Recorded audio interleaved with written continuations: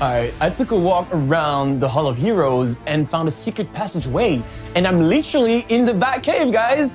Now, if you're a DC superfan, and I know you are, then the mere mention of the Batman gives you chills up and down your spine. And I know you can't tell, but right now I'm doing bat flips on the inside. Bat fans like myself have been waiting impatiently for this one.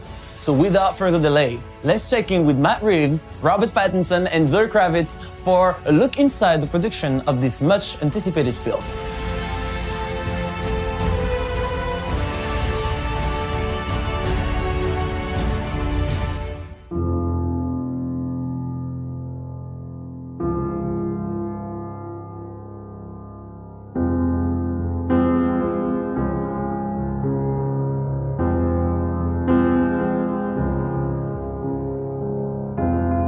For some reason, Batman just always stood out.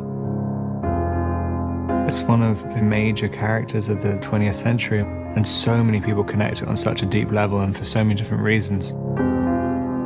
The first conversation I had with Matt about it, I just knew there was something radically different from anything we'd seen in Batman movies before.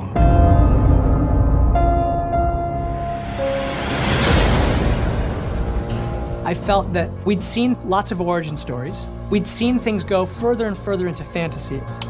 And I thought, well, one place we haven't been is grounding it the way that Year One does, to come right in to a young Batman, not be an origin tale, but refer to his origins and shake into his core.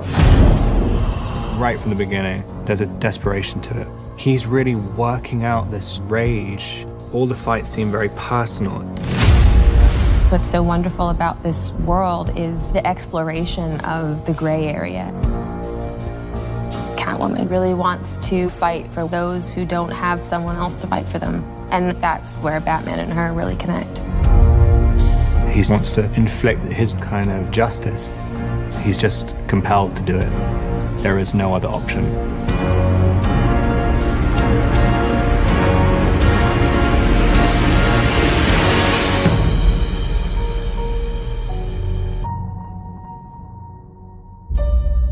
Hey guys, so you just saw a little look of us behind the scenes, and it feels like that was forever ago, which is really strange, and actually, as we're finishing the movie now, kind of really emotional for me to see you guys, especially after everything that's happened, and to see you now again. I feel like I've been watching your faces every day in editorial, but now to actually see you guys is really, really great, and I gotta say, it was an amazing time making the movie with you guys, and it's really cool to see you now.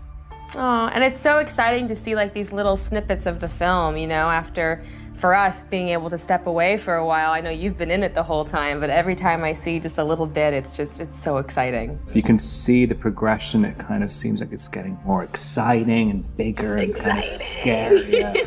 There was just something very special and magical about the way you guys played off of each other right from the beginning. And so I just knew right away, I was like going, wow, there's just a really neat, like I know you guys are friends, and so there was a great chemistry right from the beginning that I just felt like there was a connection, which you naturally had. And I feel like when we were filming, obviously that came out more and more. I mean, do you guys remember when we were doing that crazy sort of, I guess, screen test, I guess you would call it, you know, when you guys got together for the first time? I definitely remember, because that was basically my audition, right? You know, Rob was already cast, and that was my audition, and I was really nervous, and I remember you gave me like a the hardest part of the audition, to be honest, was the helmet.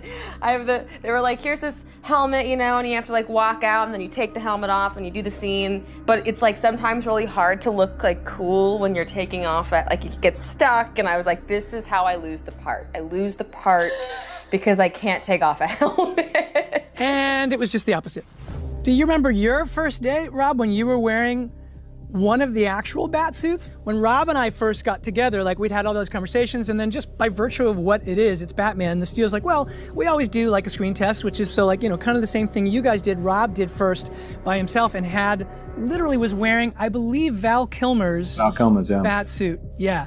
Which, by the way, like the moment you put it on, like that was kind of a crazy moment. It was crazy, but I remember putting it on and thinking that this is impossible. This is going to be absolutely impossible. I remember you saying like, because I guess just trying to move, I mean, wearing a kind of 2-inch thick rubber suit or latex suit and being incredibly nervous and full of adrenaline the whole time. I remember we did like 2 takes and when you were just saying, what can we do about this sweat? And I was like, nothing. There's nothing that can be done. I have to be drained of liquid. The other thing that I remember too, which is cool because it informed the movie, is at the end of that costume test where you came and you put on the eye makeup and began the transformation. That moment for me, that was when I was like, oh my God, it is so you. Like, it was just such a cool, and I remember you saying afterwards to me, you were like, I don't know what I just did. I said, it was amazing, which it was. It was really, really cool. But I really did think, oh my God, this version of this character, this guy who's sort of almost like, if you think of Bruce Wayne as like a recluse rock star in a decaying manner, there's this part of me that so saw you as that, and I had no idea that you would be interested in playing the role at all. And I thought, what if Rob doesn't want to play Batman? This will be a disaster.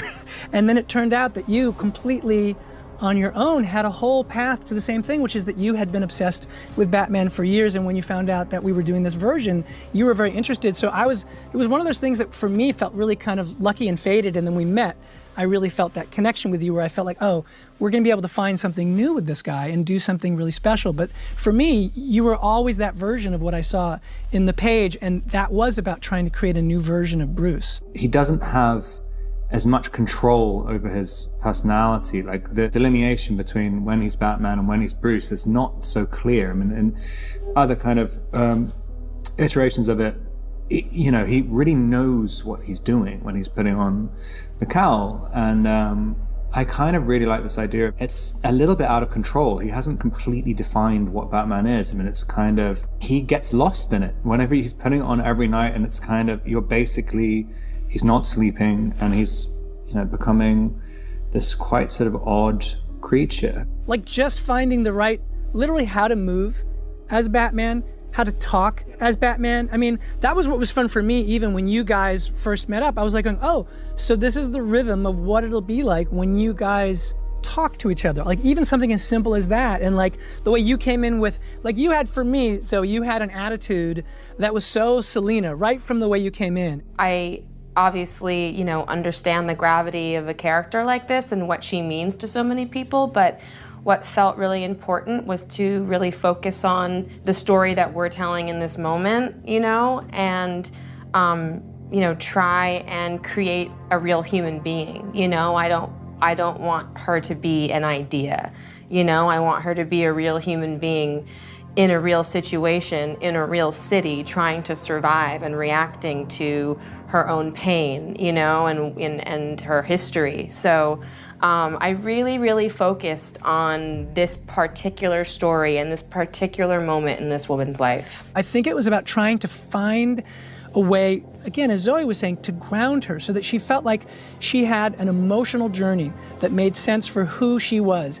that ended up being Selena Kyle, but was one that we hadn't seen before, and yet some ways it does connect to the comics. I mean, that's the thing which will be fun to share with an audience, is that there are a lot of iconic Selena Kyle aspects to the story, but I don't think any version of any of the Batman stories that have done any Selena stuff have done it in this way. Because this is the foundation that we're setting right now, right? Like as we move forward and see her become Catwoman, you know, that heart and that humanity will always be there. So we debuted our first trailer for our movie last year at DC Fandome. And we want to say thank you for the great response. It's only fitting that we share the second trailer with you all today. Okay, enough from us. Here's what you've been waiting so patiently for. It's the trailer for the Batman.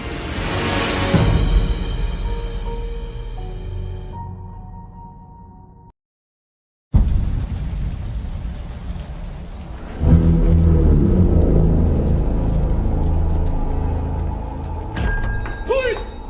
Hands up! Stay still! Get out of here!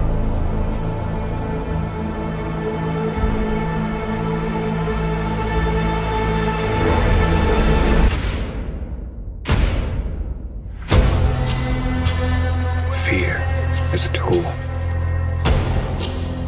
But when that light hits the sky, it's not just a call. It's a warning.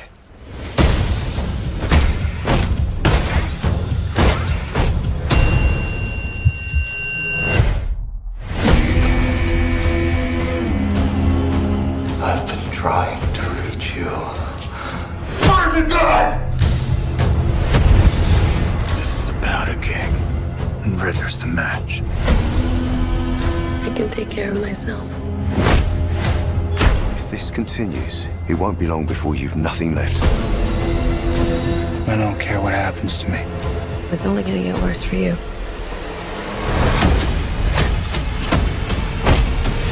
Whoa, take it easy, sweetheart. Hear everything they say, ain't you? Maybe we're not so different. Who are you under there?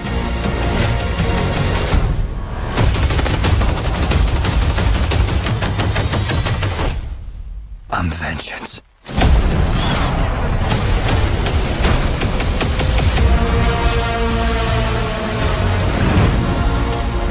What's black?